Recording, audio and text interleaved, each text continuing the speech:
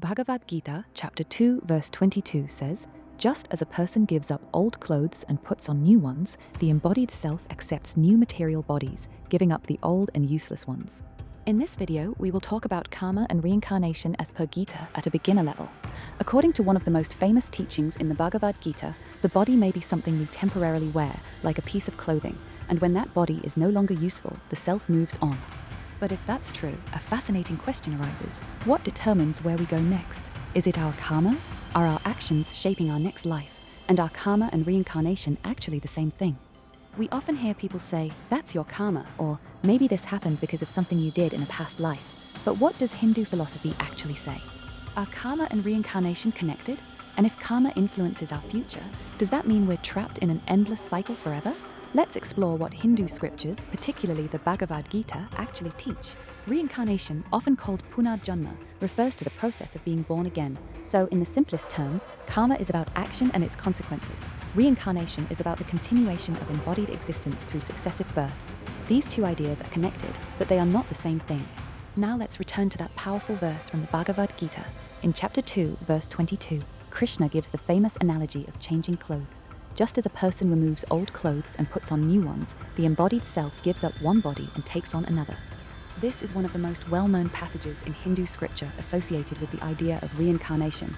The important point is that the body changes, while the deeper self, the Atman, is not destroyed in the same way. So, according to this teaching, death is not necessarily the end of existence. It is a transition. But then comes the question, what determines what happens next? This brings us back to karma.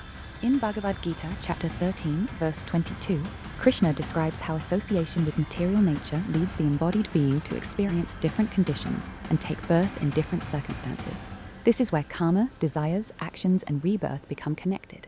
The idea is not simply that every single event in your life can be explained by one action from a past life. The Hindu philosophical traditions are much more complex than that. Instead, karma is part of a larger system involving actions, desires, attachment, ignorance, and the nature of the individual. So we can think of it like this. Karma influences the journey. Reincarnation describes the continuation of that journey, and the cycle in which this continues is called samsara. The ultimate goal of Hindu philosophy is not simply to collect good karma and be reborn into a better life. The ultimate goal is moksha, liberation, freedom from the cycle of samsara. The Bhagavad Gita repeatedly discusses action without attachment.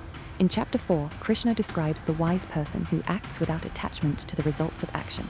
This is a major idea in the Gita. Imagine two people doing exactly the same thing.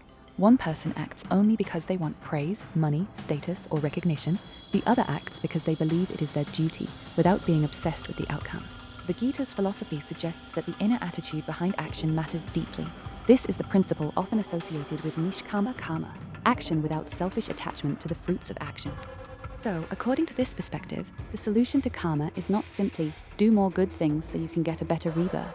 The deeper solution is act without attachment, develop knowledge, cultivate devotion, overcome ignorance and ego, and ultimately realize the true nature of the self. This leads us to one of the biggest questions. If karma influences reincarnation, can we escape reincarnation? According to Hindu philosophy, yes. That escape is called moksha. Different Hindu schools explain the path to moksha differently. Some emphasize jnana, or spiritual knowledge. Some emphasize bhakti, or devotion to God. Some emphasize karma yoga, the path of selfless action. And others emphasize meditation and spiritual discipline. But the common goal is liberation from the cycle of birth, death, and rebirth. So perhaps the simplest way to understand the relationship is this. Karma is the principle of consequences connected to action. Reincarnation is the continuation of embodied existence through successive births. Samsara is the cycle of birth and death, and moksha is liberation from that cycle. The Bhagavad Gita doesn't present human existence as simply a game where you accumulate points through good deeds and get a better life in the next round.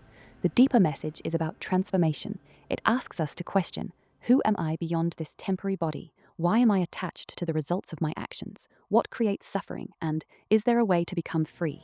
So, according to the Hindu philosophical worldview, karma may influence the journey, but the ultimate destination is not an endless journey through different lives. The ultimate destination is freedom, moksha. And perhaps that is the most profound distinction between karma and reincarnation. Karma may shape the cycle. Reincarnation continues the cycle, but spiritual liberation ends it. And if you found this fascinating, the next question is even more mysterious. If we have lived before, why don't we remember our past lives? Maybe that's a question for the next video.